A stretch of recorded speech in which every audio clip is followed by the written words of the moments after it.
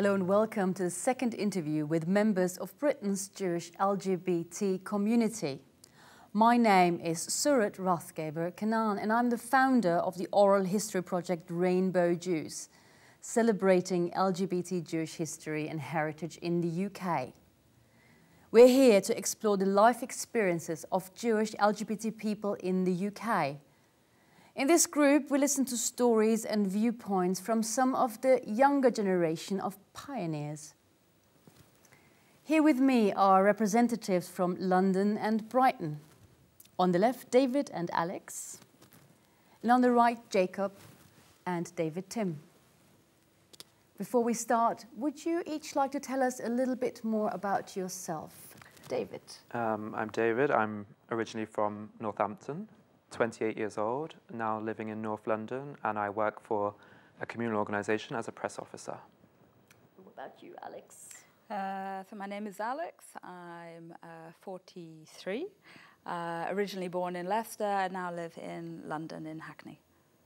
Thank you. My name is Jacob. I'm 20 years old. I'm originally from London, but I now live in Brighton. I'm a student studying English literature and film. My name is David Tim. I was originally born in Iowa. I grew up in Indiana, and I moved here when I was 19. I'm now 24, and I work in game development. Thank you. So, David, could you tell us a little bit more about your LGBT Jewish identity and what it means to you currently? Are you involved in any groups, or what do you do? Well, starting with the Jewish side of my identity, I work in a communal organisation, and that means that I'm very much within the community. I have to deal with other community organisations on a daily basis. I'm a member of my home shul in Leicester, Leicester Progressive, and I'm currently looking for a shul in London. I've never been involved in explicitly LGBT activities per se, but in London I've started to go to social events held by the Gay Jews in London group. Gay Jews in London is a... It's a sort of social group for Jews living in London. They meet for after-work drinks and sometimes Friday night dinners and things like that. Okay. Alex, how does your Jewish and or LGBT life look at the moment? They have been very separate. I haven't really been members of groups that cross over until recently in London. So now I'm a member of the Lesbian and Gay Jewish group in London. My partner's Jewish, and I go to social events that are queer and Jewish, and that's a new thing and a good thing, I think. All right, thank you. Jacob? Similar to the other two, my Jewish life and LGBT life have been quite separate up until now. Within the Jewish world, I volunteer for a Jewish youth organisation, and that's my main involvement with the Jewish community, and that community is one that is very LGBT inclusive and educates about LGBT issues, but it's not strictly an LGBT organisation.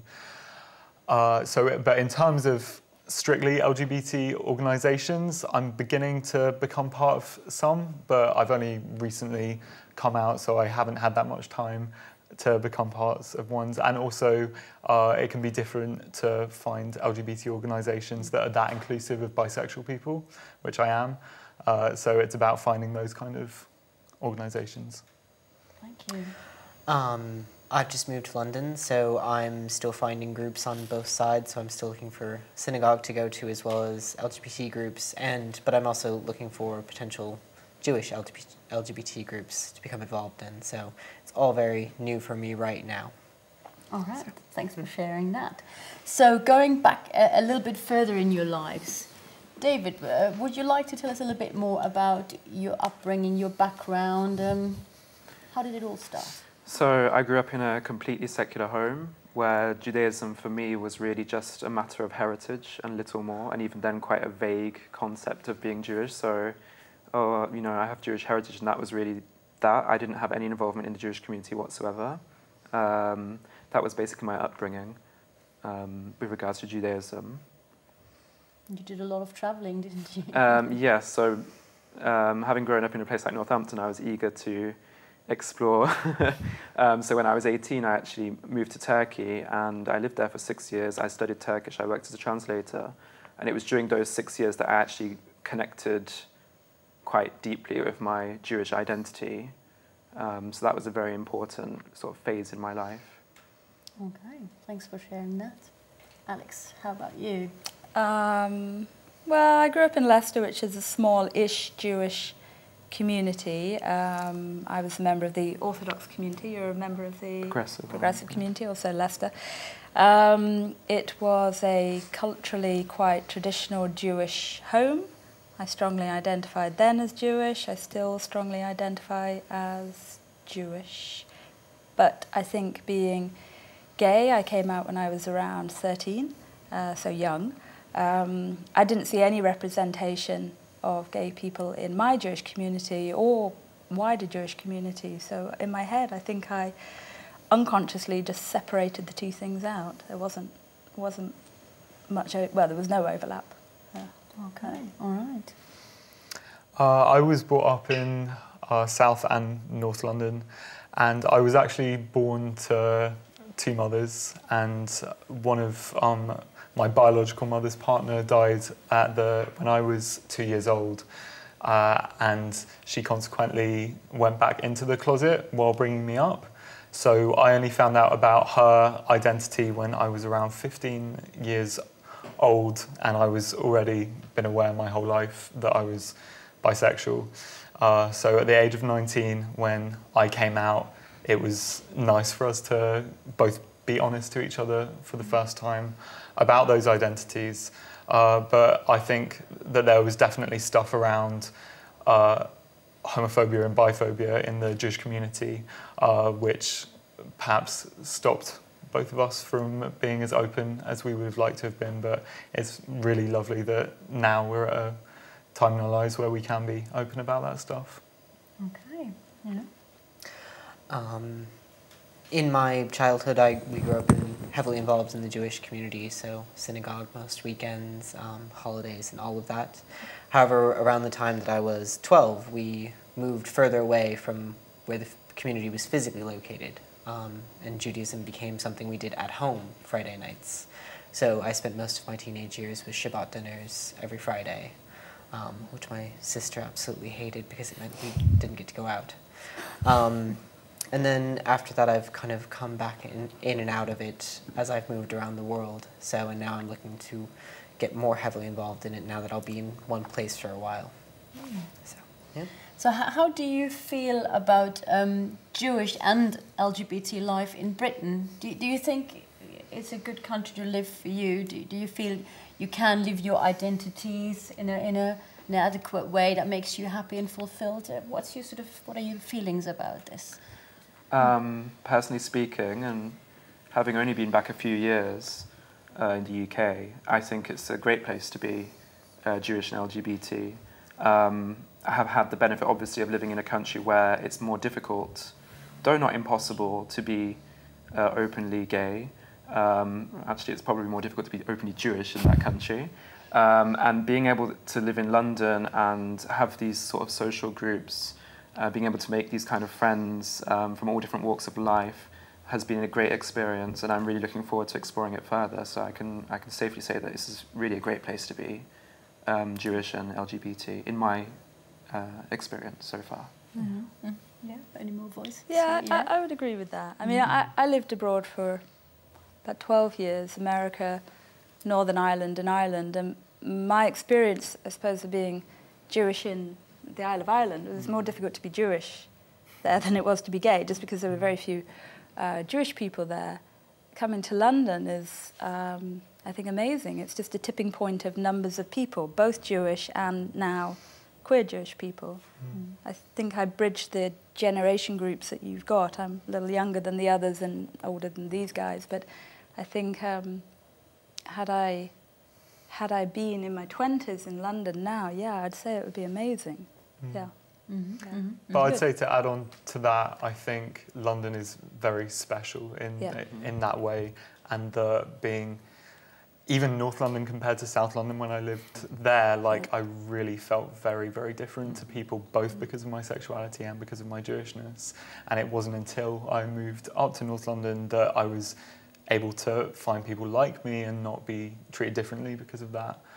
So yeah, no, I think it does depend on location, and also in terms of LGBT groups and LGBT organisations, I think still a lot of work needs to be done about being inclusive of bisexual and transgender people. I think that there's a lot of work that needs to be done there. We're going to talk about that in a moment. Yeah, okay. I look forward to it. For me, it was kind of the opposite of Alex and David, because I grew up in America. It was easier to be Jewish than it was to be gay by far. Though most people didn't necessarily know a lot about being Jewish, they in large part felt indifferent, whereas being gay, you had to be very private and quiet about it. I didn't actually come out until I moved to England, partly because I had moved to England. And when I got here, it was great on both sides. The first time I went to a synagogue here, I think I got 3 invites home for dinner, just because they wanted to be sure that I came home to somewhere for Shabbat dinner. Yeah. And the LGBT community here always seems to have been accepted. I've never experienced any problems when telling someone that I'm gay. So. All right. So to open up the discussion a little bit more, if you're thinking of the current climate here, like socio-political climate in terms of gay marriage coming through, what do you think about it in terms of from your Jewish perspective? Well, it's such a core concept in I think, to what it is to be Jewish, the notion of family. I can't imagine what Jews would be without that being a central concept in how I think of myself as Jewish. And so the notion that I could become a member of an institution, which I know my family, my parents understand, means that I feel reconnected to my parents. They would understand my life if I had a partner, even if she were female. If I were to get married, they understand that. And it's a big part of being Jewish. So for me, being able to get married in this country, when that happens, yeah, that's really important. It's given me a sense of closure, I think, with my own Jewish family. Yeah. Any more voices on that?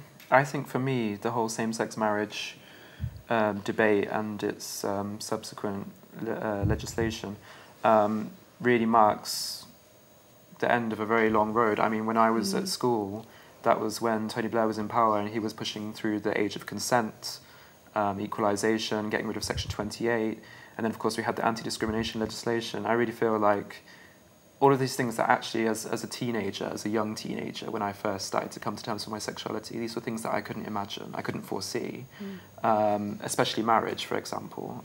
If you'd have asked me when I was 13, 14, what do you think of the whole idea of same-sex marriage, I probably wouldn't have even been warm to it, personally speaking. I would have found it a very sort of foreign concept as a gay person.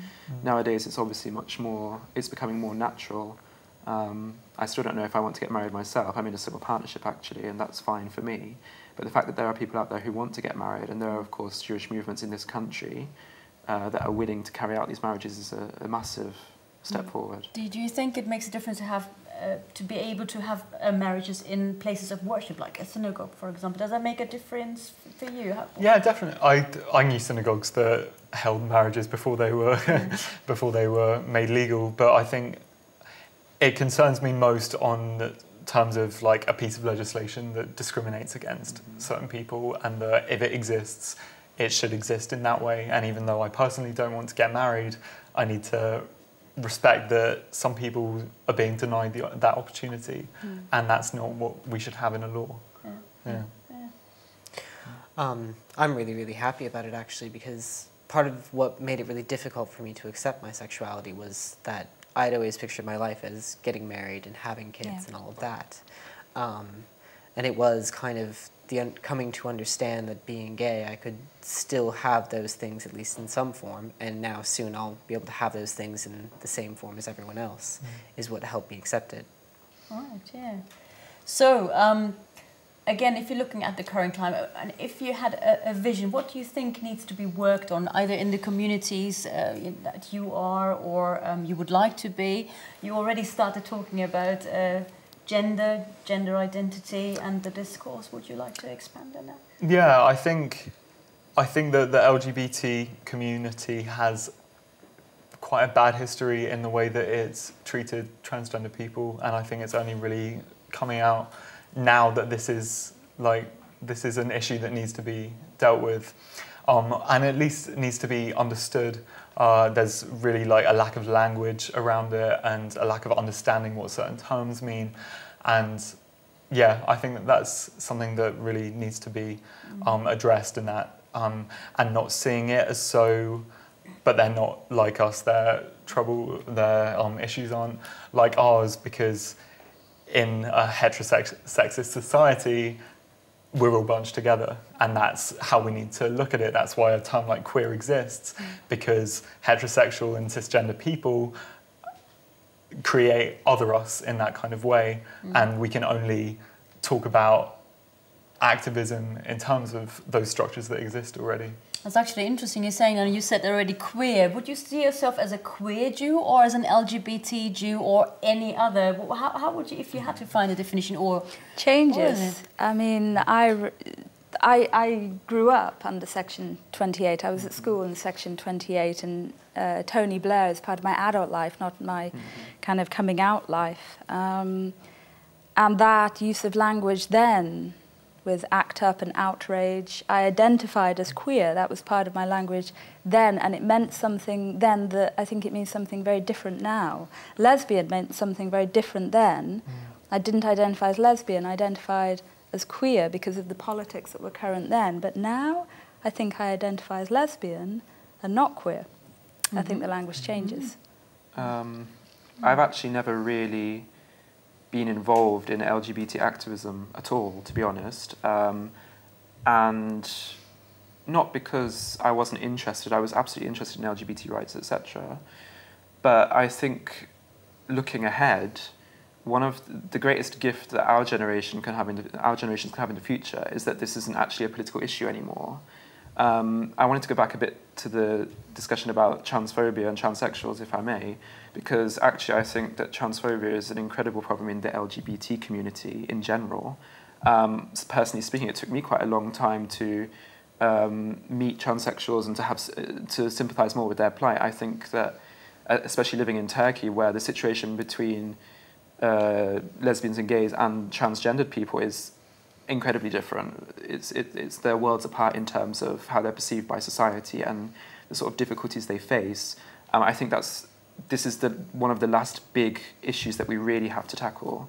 And I think that we still haven't really upped our game on it, to be honest. I think there's a long way to go on that issue in particular. Well, is there a different discourse in the Jewish community, or if we're talking about gender issues or trans issues, are you saying that we're in a different place than the rest of the LGBT community? Do you have any? I've never really seen transgender issues addressed in the Jewish community or adequately. I ran a session on a summer camp with kids where I was like teaching them these terms and terms transgender and cisgender and things, and these basic things like that. And it was really the first time a lot of them had heard that stuff, or just like cisgender kids never having even thought about that. And that is what cisgender privilege is, not having to think about that. So incorporating that into a kind of Jewish education, I think, can only have positive influences in terms of our progressiveness as a people. As a newbie sort of to the British thing, do you see any comparison between where America's LGBT Jewish community is, or queer community, and what we are here? What is your impression, your feelings about that? I think because America, there's still so many more problems that we're tackling that have been dealt with here a while ago. My impression from them is that a lot of us still stand together much more heavily, just that we are all in the same boat with a lot to overcome. So I've experienced a lot less issues of any kind between gays, lesbians, and transgender people not necessarily understanding each other, because it's all just an acceptance that we all have to work together regardless. I haven't experienced much of it here, but only because I've not met many transgender people here. Speaking personally for myself, one of my best friends from my we met before we were teenagers, and all through my teenage years up till now, has been someone who identifies as genderqueer. So personally, it's almost been normal for me for so long that it never occurs to me that it's an issue for anyone else. So. Notion of family, that's another interesting thing to think of. You had mentioned that a little bit in terms of, you know, how it's changed. Do you still feel important for young and youngish LGBT people? This is an important thing. If, for example, thinking of family, would you do you have kids? Would you like to have kids? You know, and the whole marriage thing again. And you know, we were laughing about the Jewish mother thing during the break. I rang my Jewish mother during the break. There you go. Yeah. So do you think that the tradition, in terms of the Jewish tradition, is pretty much the same with this, but with all those legislative changes and how Britain is today? For me, I can only speak for myself. Family is such an integral part of how I understand what it is to be Jewish and to create Jewish community and to be a Jewish person. And that includes having children. That to have grown up in a period of history where I never occurred to me that that was possible. And then my partner now is in her mid-30s, and she's just that other side of that generation where it was possible and there was representation. We were talking in the break how unusual your mother was, yeah? Yeah. I think it's amazing that you could grow up now as a Jewish gay person and think of yourself as creating a family. I think that's phenomenal, yeah, and important.